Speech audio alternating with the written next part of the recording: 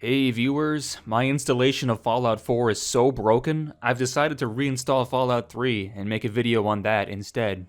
Rather than make the same 10-hour long retrospective video everyone else has already done, this will be more of a thought experiment. If I was put in the position of game director for Fallout 3 in October of 2007, and I had exactly 1 year to fix and improve the game, what would I have done? I want to keep this analysis as realistic as possible, so we're still bound by the limitations of hardware at the time and the competency of Bethesda's artists. That means there's very little room for graphical or animation improvement. It's also way too late to change the game's setting since many of the art assets have already been made specifically for Washington, D.C., and they wouldn't be useful in any other location. Additionally, to save time, we need to salvage as much of the original story as we can, and that will be hard since Fallout 3's plot is extremely linear and nonsensical.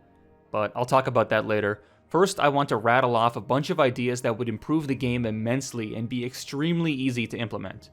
Firstly, when mousing over a weapon, the Pip-Boy should display not just its damage, but also its damage per second, critical chance, and maximum durability.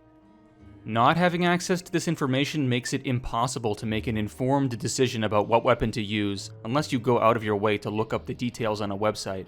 Because you can never see your exact critical chance in Fallout 3 or New Vegas, a lot of people don't know just how powerful a build designed around maximizing critical hits can be, and they also don't know that unique weapons usually have a better critical chance than their non-unique counterparts because the game never makes it clear.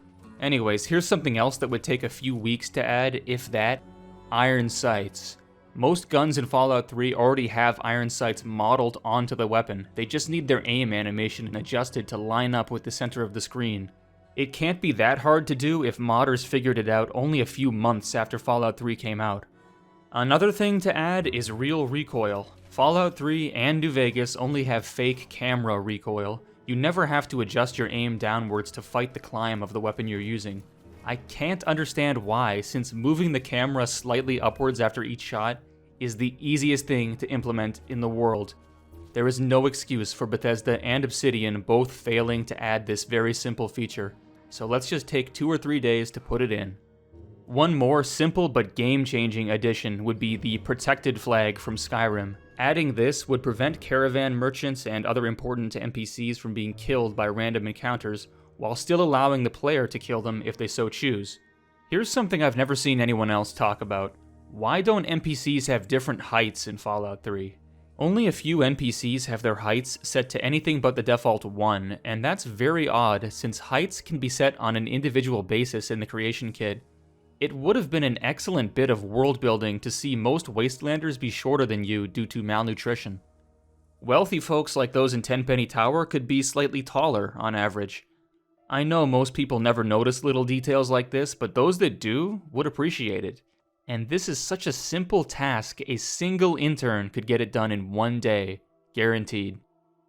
Have you ever tried to shoot around a corner in Fallout 3? If you have, you know that this game's collision meshes are absolutely infuriating, often extending far beyond the actual geometry. I understand that we can't have pixel-perfect collision, but we also don't want bullets getting stopped in midair by nothing. Modders eventually released more accurate collision meshes that had fewer polygons than the originals, so improvement is possible. We just need to stop drinking stupid juice for a few days and fix it. One final, super easy thing to add would have to be rain. I have no idea why it never rains in the Capital Wasteland. Rain looked acceptable in Oblivion, so why not copy-paste it into Fallout 3? It should be made a rare occurrence owing to the desertified climate, of course. That's the next thing I'll talk about, actually, the climate. As much as I would love Fallout 3's Capital Wasteland to not be a desert, and instead be the murky, overgrown swamp DC is destined to become once human civilization ends, I struggle to imagine how this would be possible in the Gamebryo engine. Cyrodiil had to be retconned from a jungle into medieval European fantasy land because Bethesda couldn't make a jungle in the Gamebryo engine, and I doubt an overgrown swamp would be any easier. You only have to examine how terribly Point Lookout runs to realize how impossible this challenge would be for an even larger world space. Plus, we'd need a lot of new art assets, and that would take a lot of time. Ultimately, I think the best solution would be to keep the Capital Wasteland a desert, but add lore that explains that the new local climate is an after effect of the nuclear bombardment. We need to find some way to justify it beyond the nothing that's in the vanilla game. Also, pockets of foliage should be added to the fringes of the map to make it clear that nature is slowly starting to reclaim the wasteland, and there's a whole wide world outside the capital that's full of all sorts of mutated creatures we can save for the bigger budget Fallout 4. Now let's talk about world building for a bit. Everyone and their mother has already made a video on Fallout 3 settlements having no source of food, so I don't want to waste too much time talking about that. Grab a bunch of interns and task them with placing wheat and potato fields around every town. Problem solved. But food is not the only unexplained commodity the people of the capital wasteland have access to. They also enjoy clothing, ammunition, and electricity, despite the fact that we never see anyone working to produce these things. And yes, I understand that the game tries to explain away the electricity by alluding to an underground power network that somehow is still operating after 2 centuries with no maintenance and no fuel. And I suppose that is an adequate, if magical, explanation. But let me ask, which is more interesting? A world where electricity is an expensive and rare luxury that people have to struggle for access to? Or a world where electricity is freely available in a post-apocalyptic wasteland with no infrastructure? The former gives us ample opportunity for conflicts between factions, the latter does not. The former makes the game relatable to our own world, the latter reminds us this is just a video game that's not meant to be taken seriously. I'm not asking for perfection here. I don't need to see every single light bulb connected to a power source, but how hard would it be to add a coal-fired power plant somewhere in the wasteland? Maybe the power plant could be operated by slave labor, so slaves actually have something to do in this game besides sulking in their pens. This could help add more nuanced, moral decisions to the game. Violently killing slavers and freeing slaves could be good in the short term, but result in long-term disruptions to the power grid, harming the wasteland's fragile economy. Innocent people might die as a result of actions that seemed unquestionably noble when you did them. Another world-building screw-up is pre-war packaged food being the most commonly found aid item in the game, despite production of it ending 2 centuries ago.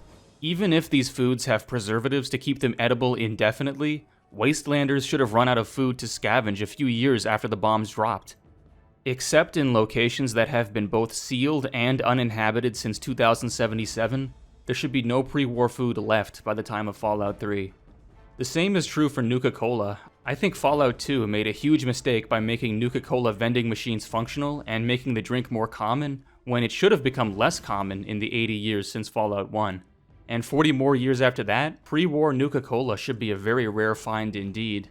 Most Nuka-Cola in Fallout 3 should be a post-war soft drink mix that only resembles the real deal, and reuses the original bottles. Also, how is iguana on a stick a thing when there are no iguanas in the game?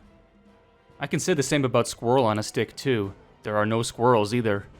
Iguanas don't belong anywhere near the American Northeast, so iguana on a stick just shouldn't exist. While squirrels should have been 3D modeled creatures that can be hunted in-game. And if adding one extra creature to the game is too difficult, then squirrel on a stick should be cut as well. Rad scorpions likewise shouldn't be on the East Coast. Let's replace them with giant mutated spiders instead. People with arachnophobia might not like it, but that never hurt Skyrim's sales. One oddity that I've never heard anyone call out before is the extreme abundance of Chinese weapons in DC. Chinese weaponry is almost as common as American weaponry. It should also be noted that Chinese spies have more of a presence in America's capital after 2 centuries than America's own intelligence agencies do. These facts almost serve to justify the pre-war United States' repressive policies. If China did have advanced stealth technology and they were using it to steal military and corporate secrets, and even plot uprisings in America's capital city, that would merit a heavy-handed response. But I think the whole point of Fallout's over-the-top Red Scare paranoia is that it was never justified. Rooting out communism was merely a thinly veiled excuse to set up a surveillance apparatus, censor legitimate criticism of the government, and imprison political opponents and dissidents. Presenting Chinese spies as a legitimate threat to America's domestic security undermines that message, so I would remove the ghoulified spies from Mama Dolce's, remove the references to Chinese espionage at Lob Enterprises, and make Chinese weapons significantly more rare. Another big problem with this game is the evil characters are basically all cartoonish, hyper-exaggerated caricatures. It wasn't enough, apparently, for Eulogy Jones to be just a slaver. He also had to wear a pimp suit and live in a building with skeletons decorating the walls, just so you know he's unashamedly evil. Mr. Burke couldn't just be a social Darwinist that doesn't care about poor people. No, he has to support nuking an entire town, a town that should be Tenpenny Tower's largest trading partner, by the way, because he believes killing random people will help evolution move forward. This needed to be dialed down a notch because it makes most of the moral decisions in Fallout 3 boil down to a binary choice between either doing the right thing or being a complete psychopath for no legitimate reason. I'm okay with psychopathic choices existing, but I wish there was also reasonable options for being a bad person out of greed and opportunism, rather than being a mass murderer for the lulz. Anyhow, let's finally talk about the main quest and this game's major factions. Like I said at the start, I want to preserve as much vanilla material as possible, and that means retaining the player's backstory growing up in the vault with Liam Neeson. I would, however, try to add some more meaningful choices to the opening hour of the game, to make it less painful to replay. For example, maybe if you piss off Amata enough growing up, she won't help you escape the vault at all. Maybe if you help Butch out, he could teach you some switchblade tricks, increasing your melee weapons skill. Things like that. Once you're out of the vault, I actually love how the quest to find Liam Neeson goes. It's quite similar to Fallout New Vegas' quest to find Matthew Perry, in that you can skip or find alternative solutions to basically every stage of the quest. Along the way, you're likely to encounter the Brotherhood of Steel. I'm sure you've heard people talk for longer than this video's runtime about how Bethesda ruined the Brotherhood of Steel. But I think a group changing its ideology over several decades is less offensive than it being transplanted from one side of the United States to the other for no reason. And once you reach Project Purity and start working to get it online, you meet another faction that shouldn't be here, the Enclave. Even if some Enclave troops survived the events of Fallout 2, the idea that they and the Brotherhood simultaneously made the arduous trek across America solely for the opportunity to conquer an irradiated hellhole that only has the symbolic value of being a long-dead country's capital is ridiculous. Neither of these groups have much manpower, so why would they both send a large contingent of forces to chase after messages from the East Coast, whether they're about a super mutant threat or a call to regroup at Adams Air Force Base? Instead of making post-nuclear America look like a hiking trail with a direct route from California to Washington, D.C., it makes much more sense to develop factions that are endemic to the capital wasteland. I'm terrible at coming up with names, but let's replace the Brotherhood of Steel and Enclave with multiple factions of wastelanders, some good, some evil, but all vying for control of the area. Each faction could have an interest in the Purifier, and you'd have to choose which faction you support taking it over. After getting Project Purity online, the main quest would involve defending it from other factions, distributing water supplies, eliminating the mutant threat, taking over enemy territory, and ultimately emerging victorious in the struggle to unite a divided Washington, D.C. under one banner. Someone else would have to flesh out the details because I can't really think of any specific faction or quest ideas right now. It's not easy to do, especially since I only have a few days to make this video. I suppose the difficulty of developing new ideas is why Bethesda just straight up copied every single one of Fallout 3's major plot elements from earlier Fallout games. They're equally as uncreative as I am.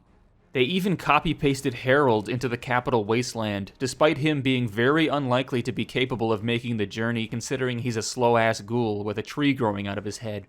Although, if he was the only returning character from prior Fallout games, I would be much more forgiving of this situation since the Oasis quest does have one of the few morally gray choices in the entire game. One of the worst things Bethesda did was add super mutants to Vault 87, despite it being clear that FEV was a secret military project.